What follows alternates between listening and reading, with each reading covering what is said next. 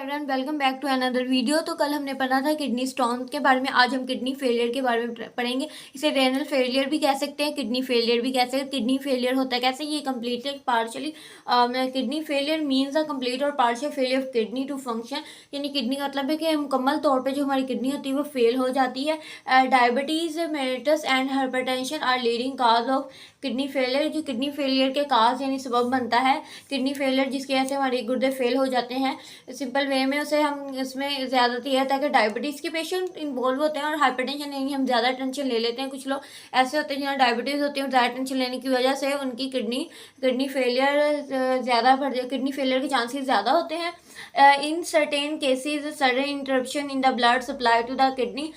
Sudden interruption means कि ज़्यादा blood का सप्लाई होना शुरू है किडनी में। और ड्रग जो ओवरडोज करते हैं, नशा क्या करते हैं, ड्रग्स लेते हैं ज़्यादा, उनके भी में also result in kidney failure का। जो एक इम्पोर्टेंट फैक्ट ये भी है कि जो लोग ओवरडोज लेते हैं ड्रग्स में और जो लोग टेंशन लेते हैं डायबिटीज़, ये इन 3 सिम्टम काज बता दी जिसकी वजह से किडनी फेलियर होती है। नीचे उसकी सिम्टम्स बताई हुए हैं किडनी फेलियर के। High level of urea, high जो यूरिया का लेवल होता है वो हाई हो जाता है। अदर वेस्ट मटेरियल जो ब्लड के अंदर इन्वॉल्व होते हैं विच काज इन, जिसकी वजह से वॉमिट आना चाहिए, नोजिया आना चाहिए, जिसमें दिल का बड़ा बुरा होना और वेट लॉस, वजन कम होना, फ्रीक्वेंट यूरिनेशन, बार बार यूरिन आना एंड ब्लड इन यूरिन और यूरिन के अंदर भी ब्लड आना, एक्सेस फ्लड्स इन बॉडी और ज़्यादा फ्लड का जो बॉडी में फैल जाने में। Also cause swelling of legs, टांगों का सूज जाना, फीट पाँव का सूज जाना है, फिर चेहरे का सूज जाना है, शॉर्टनेस ऑफ ब्रीथ, सांस खुल के ना आना, अच्छे से ना आना। The kidney failure is treated with dialysis and kidney transplant.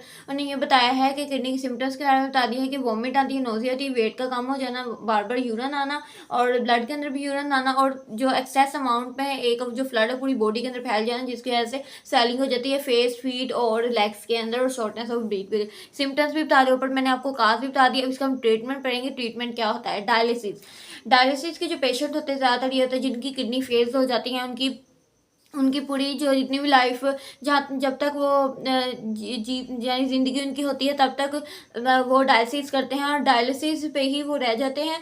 और डायलिसिस ना कराए तो उनकी जल्दी डेथ भी हो सकती है। Dialysis means the cleaning of blood. Dialysis का मतलब ये है कि उनके ब्लड की सफाई होती है बाय आर्टिफिशियल वेस्ट के साथ, मसनूई तौर पे। They are 2 methods of dialysis. Dialysis के 2 मेथड है, पेरिटोनियल डायलिसिस और जो सेकंड है वो है होमोडायलिसिस। हीमोडायलिसिस है। पेरिटोनियल डायलिसिस कैसे के होते हैं? It is in this type of dialysis the dialysis fluid is pumped for a time.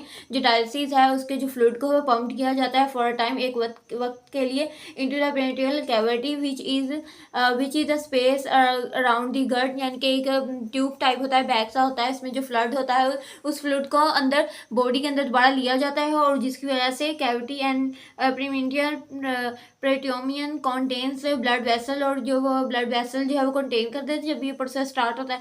और जब प्लेस को डायलिसिस फ्लूइड को प्लेस किया जाता है बॉडी के अंदर, तो पेरिटोनियल कैविटी जितना भी वेस्ट मटेरियल होता है वो पेरिटोनियल कैविटी से ब्लड के जरिए बाहर आ जाता है और इनटू द डायलिसिस फ्लूइड के अंदर, डायलिसिस फ्लूइड की वजह से विच इज द ड्रेन्ड आउट, बाहर आ जाता है। This is the type dialysis can perform at home. घर में भी परफॉर्म यानी कि डायलिसिस हो सकते हैं but must be done every day. ये जो पेरिटोनियल डायलिसिस होते हैं ये रूटीन वाइज भी ज़्यादातर करवाए जाते हैं। और जबकि जो डायलिसिस है जिसकी सेकंड कंडीशन है वो कह लें कि 1 से 2 यानी वीक में 3 बार करवाई जाती है। सो ये पेरिटोनियल डायलिसिस जो है जो एक बैग लगाया जाता है जिसमें फ्लूइड होता है वो हमारी बॉडी के अंदर एंटर किया जाता है ताकि जितने भी वेस्ट मटीरियल्स हैं हमारी किडनी के अंदर वो काम नहीं, किडनी फिल्ट्रेशन का प्रोसेस नहीं कर पाई, किडनी काम नहीं कर रही, तो ये जितना भी अंदर वेस्ट मटीरियल अंदर हार्मफुल जितने भी जम्स वगैरह अंदर होते हैं तो ये फ्लड अंदर जाता है और क्लीनिंग करता है ब्लड की, और जितना भी वेस्ट मटेरियल होता है उसे बाहर ड्रेन आउट कर देता है, एक्सक्रीट करवा देता है। ये इसका ये था। अब हम पढ़ेंगे होम्योडायलिसिस क्या होता है। होम्योडायलिसिस एक पेशेंट का ये होता है कि इसका भी ब्लड को पंप थ्रू कराया जाता है, प्लेटलेट्स की, यानी होम्योडायलिसिस होता है एक मशीन के जरिए इसके जो ब्लड को पंप कराया जाए एपरेटस को इसे डायलाइजर कहते हैं। डायलाइजर कंटेन होता है एक लॉन्ग ट्यूब पे बनाता है, the valve which act as semi permeable, इस टाइप की वाल्व होती है। पेशेंट लेटा हुआ है और ये इसकी आउटर जो है वो ब्लड की है।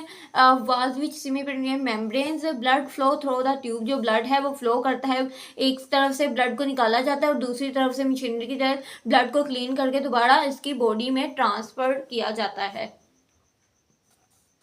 Tubes while the dialysis fluid flow around the tube, जब डायलिसिस को डायलिसिस के पेशेंट के जब ट्यूब ब्लड को ट्यूब से गुजारा जाता है, extra water waste material move करता है from the blood, dialysis fluid के जरिए बाहर आ जाता है जितना भी एक्स्ट्रा वेस्ट होता है, और the cleaned blood and then return back to the body. मैंने यही कहा है जितना भी वेस्ट मटेरियल से अंदर लेके जाते हैं ब्लड को, जो ब्लड होता है पहले पर्सन की बॉडी से निकलता है उसे क्लीन किया जाता है, उसमें से वेस्ट मटेरियल एकदम वेस्ट प्रोडक्ट उसे निकाल दिया अलहदा कर दिया, और क्लीनिंग के बाद उसके दोबारा बॉडी के अंदर इन कर दिया जाता है, जो भी back to the body return कर दिया किया जाता है जितना भी क्लीन ब्लड होता है।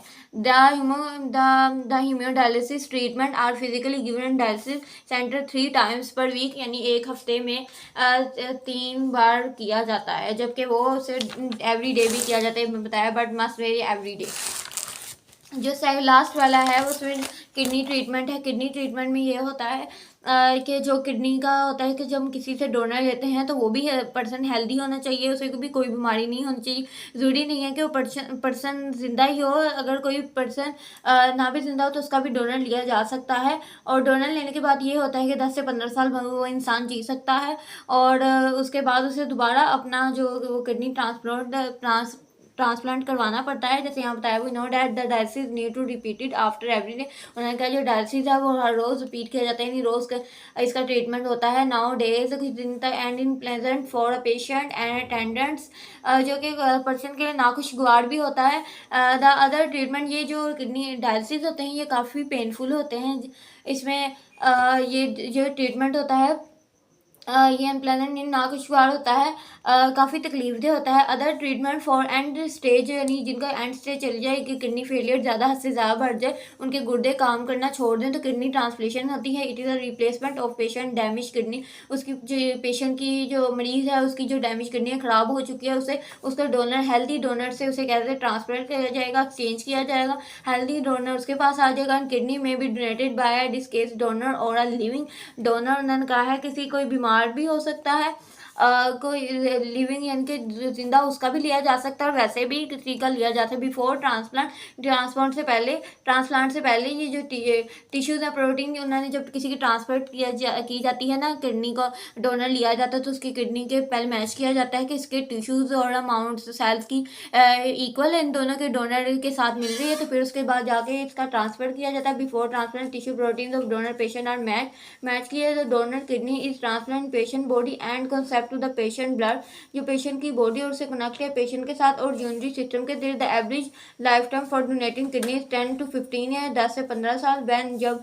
ट्रांसप्लांट फेल्स हो जाता है तो पेशेंट में giving a secondary kidney transplant, तो पेशेंट में इसका सिर्फ सेकंड ही लगता है ट्रांसप्लांट के। In this situation patient treated थोड़ा डायलिसिस का ट्रीट किया, डायलिसिस के ड्यूर सम इमीडिएटली टाइम में जल्दी से जल्दी प्रॉब्लम्स आफ्टर मसले के बाद ट्रांसप्लांट जो इंक्लूड करता है वो transplant rejection, infection, imbalances and salt which is a body can lead bone problems and ulcer, से भी काफ़ी बीमारियों से गुजरना पड़ता है, जैसे बोन प्रॉब्लम भी होती है, अल्सर भी होता है, और नमकियात की कमी भी हो जाती है, बॉडी के अंदर इन्फेक्शन होती है। ये था आज का हमारा लेक्चर। तो कल हम लोग पढ़ेंगे, ये चैप्टर हमारा कंप्लीट हो गया, कल हम नया चैप्टर स्टार्ट करें, हमने इसकी एक्सरसाइज करने एमसीक्यूज करने कस्टम तंग, अगर हो सका तो कल हम chapter coordination and control start करें। सो ऐसे ये था आज का हमारा लेक्चर। मैंने आपको किडनी फेलियर के बारे में बताया, फिर उसके बताया कि इसके लिए 2 यूजेस होते हैं, पार्ट बताए हैं। इसमें आता है डायलिसिस के आगे जो है वो पेरिटोनियल डायलिसिस, और एक होमियोडायलिसिस पेरिटोनियम बता दिया वीक में, ये रूटीन वाइज इसे यानी इसका ट्रीटमेंट होता है। ये एक पैक बना होता है, एक बैग बना होता है, उसके फ्लूइड अंदर बॉडी में भेजते हैं और उसके बाद सारा वेस्ट मटेरियल बाहर निकल जाता है और एक्सक्रीट करवाता है। और ये जो है ये हेमोडायलिसिस है, ये वीक में 3 बार करवाया जाता है, और ये अपरेटस के जरिए होता है, जो सारा ब्लड वेस्ट मटीरियल बॉडी ये इसके अंदर जाता है मशीन के अंदर, और ये क्लीन ब्लड को क्लीन कर बॉडी के अंदर ट्रांसफर कर देता है। सो किडनी ट्रांसप्लांट का भी मैंने आपको ऐसे था आज का हमारा लेक्चर। मेरी वीडियो को लाइक करें, शेयर करें, and keep supporting, keep loving, lots of love, and अल्लाह हाफिज़।